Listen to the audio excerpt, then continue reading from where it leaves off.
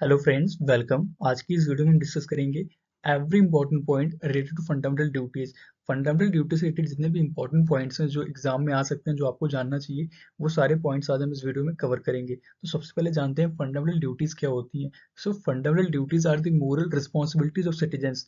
Citizens की moral duties हैं, moral obligations हैं, जो उन्हें फॉलो करना चाहिए सो दैट हमारे जितने नेशनल ऑब्जेक्टिव्स उन्हें हम अचीव कर सकें एंड जो नेशन की यूनिटी एंड इंटीग्रिटी उसे हम बनाए रख सकें। So these are the fundamental duties. अब जानते हैं इनकी कॉन्स्टिट्यूशनल पर्सपेक्टिव्स क्या हैं। सो फंडामेंटल ड्यूटीज हमेशा से कॉन्स्टिट्यूशन का पार्ट नहीं रही हैं। लाइक जब 26 जनवरी 1950 को भारतीय संविधान इनैक्ट किया गया, जब से फंडामेंटल ड्यूटीज इसका पार्ट नहीं रही, इन्हें बाद में through constitution amendment act add किया गया था। सो जो आर्टिकल डील करता है विद फंडामेंटल ड्यूटीज वो है article 51A and part 4A। जैसा कि हम जानते हैं हमारे इंडियन कॉन्स्टिट्यूशन को डिफरेंट पार्ट्स में एंड डिफरेंट आर्टिकल्स में डिवाइड किया गया है। उनमें से जो पार्ट 4 है वो बात करता है directive principles of state policy की। उसी पार्ट 4 का एक सब क्लॉज है पार्ट 4A, जिसे बाद में ऐड किया गया through 42nd constitution amendment act 1976। इस पार्ट 4A में बात की गई है अबाउट फंडामेंटल ड्यूटीज की एंड डायरेक्टिव प्रिंसिपल्स का ही लास्ट आर्टिकल है आर्टिकल 51A। आर्टिकल 51 जो बात करता है separation of promotion of international peace and security, उसी 51 आर्टिकल का सब क्लॉज है 51A, जिसमें फंडामेंटल ड्यूटीज मेंशन की गई हैं।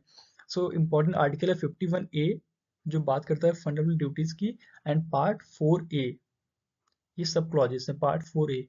और इसे ऐड किया गया था through 42nd constitution amendment act 1976, जिसे हम मिनी कॉन्स्टिट्यूशन भी कहते हैं। और ये फंडामेंटल ड्यूटीज का रिकमेंडेशन कहाँ से आया था, तो इसके लिए सरदार स्वर्ण सिंह कमेटी बनाई गई थी, जिसने रिकमेंड किया था कि फंडामेंटल ड्यूटीज को कॉन्स्टिट्यूशन में ऐड किया जाए। तो ये इंपॉर्टेंट पॉइंट्स है। अगर हम आर्टिकल की बात करें तो आर्टिकल 51A जो डील करता है फंडामेंटल ड्यूटीज के साथ, एंड कौन सा पार्ट है इंडियन कॉन्स्टिट्यूशन के किस पार्ट में दी गई है ड्यूटीज, तो वो है पार्ट 4A। अगर हम बात करें कि कौन सा अमेंडमेंट एक्ट था जिसके थ्रू फंडामेंटल ड्यूटीज को ऐड किया गया, बिकॉज ये पहले से कॉन्स्टिट्यूशन में नहीं थी, इन्हें बाद में लाया गया। तो लाया गया through 42nd constitution amendment act 1976, जिसे मिनी कॉन्स्टिट्यूशन भी कहते हैं।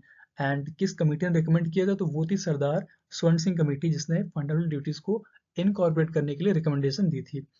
और लाइक हमारे इंडियन कॉन्स्टिट्यूशन के डिफरेंट एलिमेंट्स अलग अलग कॉन्स्टिट्यूशन से अलग अलग कंट्रीज से अडॉप्ट किए गए हैं सेम मैनर में। जो फंडामेंटल ड्यूटीज हैं इन्हें यूएसएसआर, लाइक जो उस समय का यूनियन सोवियत सोशलिस्ट रिपब्लिक्स था, जिसे हम आज मोटे तौर पर रसिया के नाम से जानते हैं, रसिया कहते हैं, वहां से ये ड्यूटीज अडॉप्ट की गई हैं। एंड अगर हम इसकी लीगैलिटी की बात करें फंडामेंटल ड्यूटीज की, तो जैसा कि हम जानते हैं कि हमारे कॉन्स्टिट्यूशन के कुछ एलिमेंट्स जस्टिसेबल इन नेचर है, कुछ नॉन जस्टिसेबल है। इन द सेम मैनर जो फंडामेंटल ड्यूटीज हैं, जो सिटीजन्स की मोरल ऑब्लिगेशन है, मोरल रिस्पॉन्सिबिलिटीज हैं, वो नॉन जस्टिसेबल इन नेचर है। मतलब नॉन जस्टिसेबल इन नेचर मतलब कि इसके लिए किसी पर्सन को पनिश नहीं किया जा सकता। अगर वो इन ड्यूटीज को फॉलो नहीं करता है तो इसके लिए कोई पनिशमेंट का ऐसा प्रोविजन नहीं है। So this is called non justiciable in nature. लेकिन इसका ये मतलब नहीं कि वो इन ड्यूटीज को वॉयलेट करें। इसके लिए पार्लियामेंट के पास पावर है कि वो अलग से एक्ट्स बना के, लॉज बना के उसे इम्प्लीमेंट करा सकती है। इसके बारे में हम आगे वाली स्लाइड्स में डिस्कस करेंगे। And total number of fundamental duties की अगर बात करें एट प्रेजेंट, तो वो 11 है। At present total number of जो फंडामेंटल ड्यूटीज दी गई इंडियन कॉन्स्टिट्यूशन में, उनका नंबर 11 है। 11 ड्यूटीज दी गई हैं। जो मोरल ऑब्लिगेशंस हैं वो 11 है। लेकिन जब इंडियन कॉन्स्टिट्यूशन में फंडामेंटल ड्यूटीज को फर्स्ट टाइम इनकॉर्पोरेट किया गया through 42nd constitution amendment act, उस समय टोटल ड्यूटीज सिर्फ 10 थी। जो एक ड्यूटी लास्ट वाली 11th ड्यूटी, उसे बाद में ऐड किया गया through another constitution amendment act. तो वो कौन सा एक्ट था, वो एक्ट था 86th कॉन्स्टिट्यूशन अमेंडमेंट एक्ट 2002 का, जिसके तहत जो 11th ड्यूटी है उसे ऐड किया गया। वो ड्यूटी कौन सी, वो हम आगे वाली स्लाइड्स में पूरी 11 ड्यूटीज को डिस्कस करेंगे।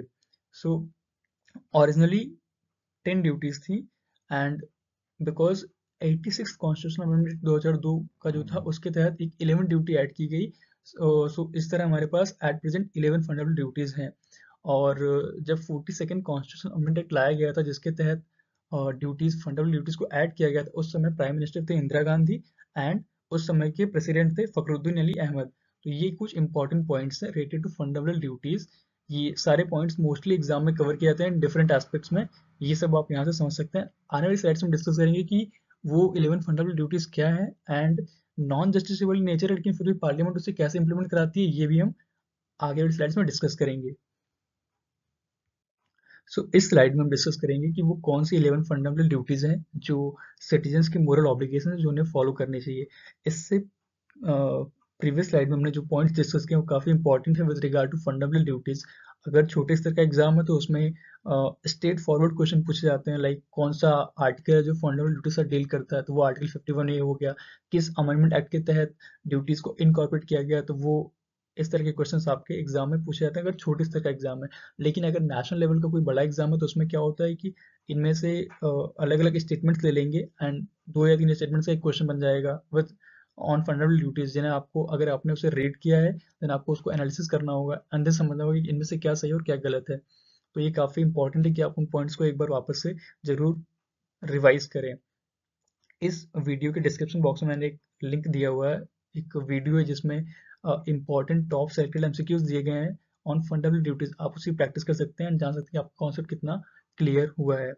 तो अब जानते हैं कि वो कौन सी 11 फंडामेंटल ड्यूटीज हैं। So first, to abide by the constitution and respect its ideals and institutions, the national flag and the national anthem. जो भारत का संविधान है, हमारा जो इंडियन कॉन्स्टिट्यूशन है, उसका पालन करना एंड हमारे जो नेशनल फ्लैग नेशनल एंथम उसका सम्मान करना। इसी तरह आगे, to cherish and follow the noble ideals, to uphold the protect the sovereignty unity and integrity of the nation. Bharat की जो संप्रभुता, एकता और अखंडता है उसकी, उसे हम कैसे बनाए रख सकते हैं।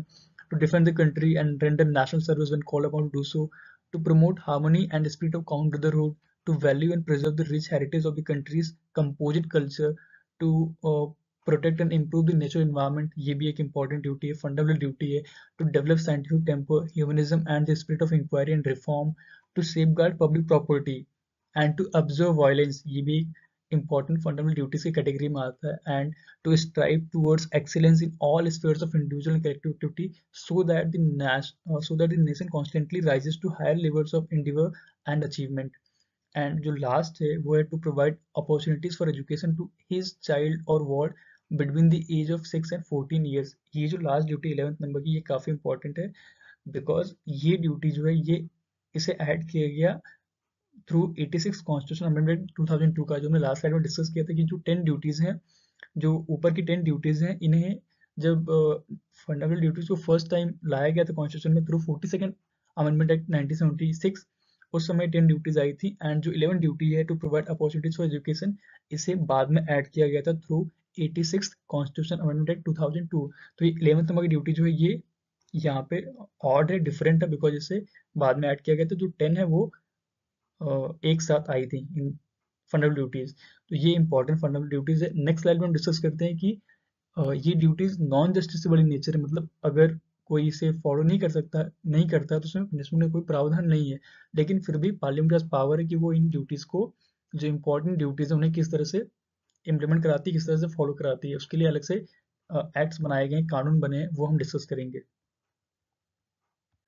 इस स्लाइड में हम जानेंगे special consideration regarding fundamental duties, किस तरह से fundamental duties non justiciable nature होते हुए भी लीगली इनफोर्सेबल हैं। So even though the violation of the fundamental duties is not subject to legal proceedings, the parliament is free to enact appropriate laws to enforce them। जैसा कि हम सभी जानते हैं कि जो फंडामेंटल ड्यूटीज हैं वो लीगली इन्फोर्सेबल नहीं है from the perspective of the fundamental duties. वो अगर कोई उन्हें फॉलो नहीं करता है, वॉयलेट करता है, तो उसमें कोई पनिशमेंट का प्रोविजन नहीं है। Still the parliament is free to enact appropriate laws to enforce them. फिर भी पार्लियामेंट के पास पावर है कि वो इन ड्यूटीज को इन्फोर्स कराने के लिए अप्रोप्रिएट लॉज बना सकती है, इनैक्ट कर सकती है।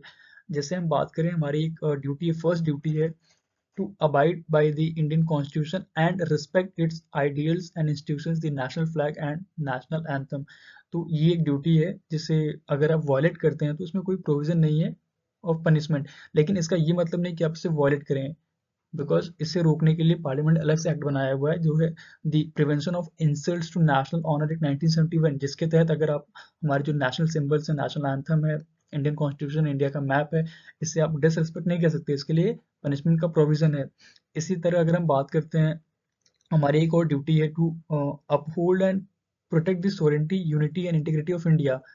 तो ये एक इंपॉर्टेंट ड्यूटी है, लेकिन इसका ये मतलब नहीं कि आप इसे वॉयलेट करें और देश की यूनिटी एंड इंटीग्रिटी को डिस्ट्रॉय करें, ऐसा नहीं है।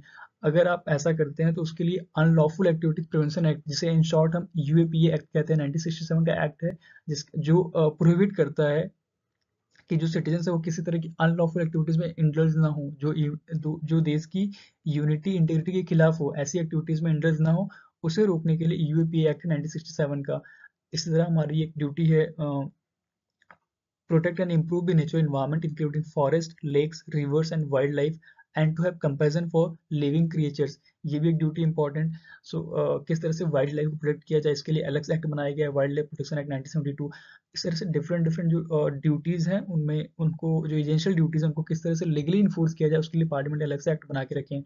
सो अगर हम मोटे तौर पर कहें तो जो फंडामेंटल ड्यूटीज है वो नॉन जस्टिसेबल इन नेचर है, लीगली इन्फोर्सेबल नहीं है from the perspective of constitution and fundamental duties. लेकिन जो एजेंशियल ड्यूटीज हैं वो उनको इन्फोर्स कराने के अलग से एक्ट बनाए गए हैं। सो ये इसका एक मेजर यहाँ पे कंसिडरेशन है रिगार्डिंग फंडामेंटल ड्यूटीज। सो ये थे कुछ important points regarding fundamental duties जो एग्जामिनेशन पॉइंट ऑफ व्यू से काफी इंपॉर्टेंट है। एंड डिस्क्रिप्शन में लिंक दिया हुआ है उस वीडियो का जिसमें टॉप सेलेक्टेड एमसीक्यूज हैं ऑन फंडामेंटल ड्यूटीज, आप उसकी प्रैक्टिस कर सकते हैं। And thank you so much for watching this video. Have a great day ahead.